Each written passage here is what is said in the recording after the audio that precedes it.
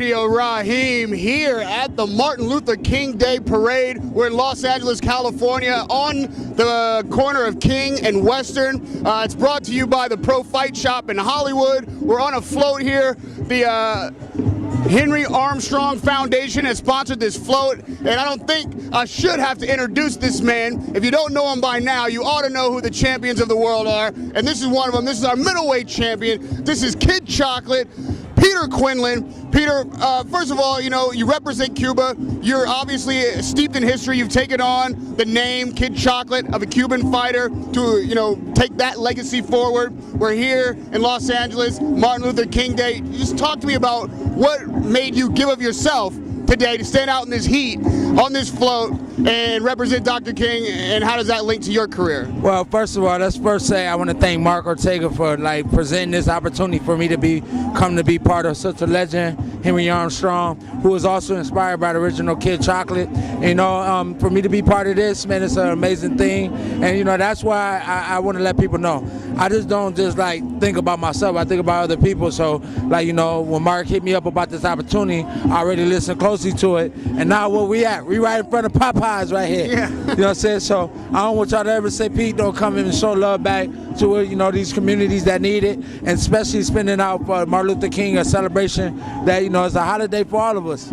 You're never gonna find a King Boulevard without a Popeyes somewhere on it. You got a fight coming up in Brooklyn. That's your hometown. You're home away from home, if we want to call Cuba, your hometown for your family. But when you're out here in Los Angeles training, you're in Wild Card Gym. Talk to me about the kind of focus it takes to stay away from all the distractions here in Hollywood and keep on your game. Well, first of all, let's just say that, the sun beaming on me right now is going to help me make the weight. So, I'm working all the time. But most importantly, you have to pick and choose what's the best things for you to do. Like being part of something like Martin Luther King, who just did endless work for, the black community and, the communities that really need it. Me to be able to coincide my name with that is a blessing. So it's not like going to the club popping bottles, wearing a gold chain.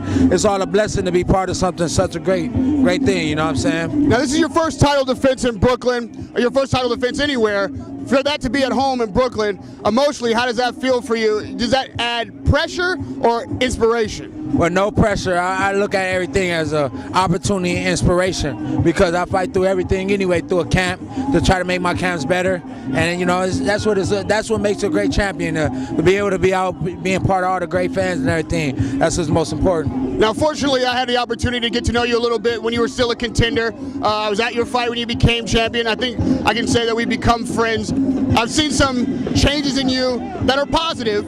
Talk to me about what it's like to adjust from being a contender, wanting that gold, striving for that gold, getting that gold, and now all of a sudden, instead of you chasing, it seems like everybody's coming at you. It's bigger than me, man. Look at all these great people, wonderful people out here. They all out here, man. And it's all a blessing to be, like I said, it's bigger than me. Boxing has been already in play before I came about. I just did my own special history, becoming a world champion.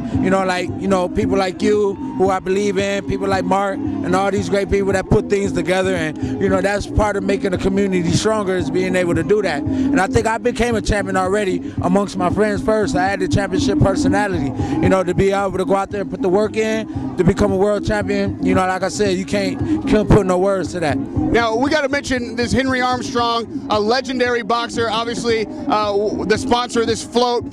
He won 3 world titles in 3 different weight classes, featherweight, lightweight, and welterweight, all within 1 year, 10 months' time. Those are the kind of things that can happen when you're dedicated to your craft. You being a new champion, what kind of goals have you set for yourself? What kind of mark are you looking to make in this world of boxing? Being a unified champion, beating up all the other champions and beating them up bad, I'm training hard for that to happen. I took my work level just a tid. I know I got another level to go to, but I'm getting there, and I think I'm working hard, and I'm willing to learn, and that's most important as a boxer, because I don't think what I did and what I accomplished already is good enough. I think I got more work to be done, and out of the will of God, it's going to happen. And if everybody going to support me, they're going to support a good champion, because you know what? Not only do they support me, but I support my fans as well. sure. Now, you said you want to be unified champion. In this day and age, there's so many belts out there. It takes a while to collect them, and it's pretty difficult to get that accomplished. There's another fighter fighting in Brooklyn in a couple of months, Bernard Hopkins, another legendary middleweight.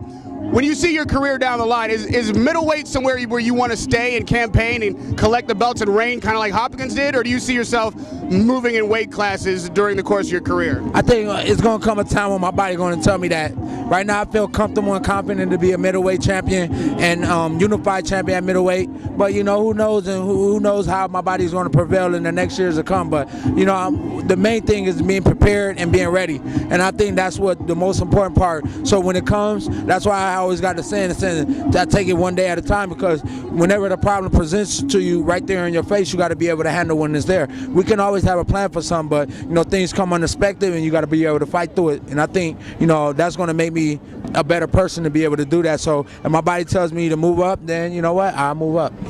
Being that you represent Cuba so well and you've got such a fan base here, you're an international celebrity.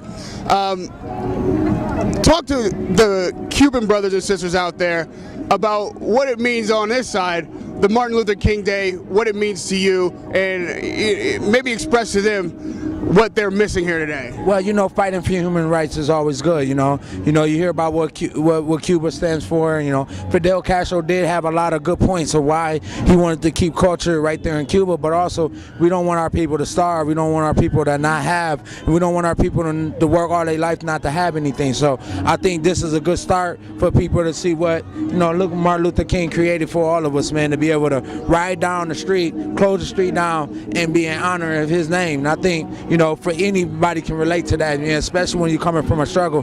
But mi vida es muy importante por Cuba, porque yo practico español. Yo no tengo un cubano mujer vive conmigo. Entonces, you know what I'm saying, I'm definitely a Cuban at heart. Yo soy un guajiro con tumbao. You know what I'm saying, my pops is 100% Cuban, and I may not speak Spanish as fluent as I like to, but every day is a test and a challenge for me to be where I want to be. And I think I will get there for my Cuban people. Thank you, Kid Chocolate, Peter Quillin. We're here at the Martin Luther King Day Parade in Los Angeles, going right down Martin Luther King Boulevard. We're on the Henry Armstrong Float, Epic Sports, the WBC, all sponsors here. And we want to wish you all a happy Martin Luther King Day from Radio Rahim and the middleweight champion of the world, Peter Quillin. Get people, show the people. Cut it.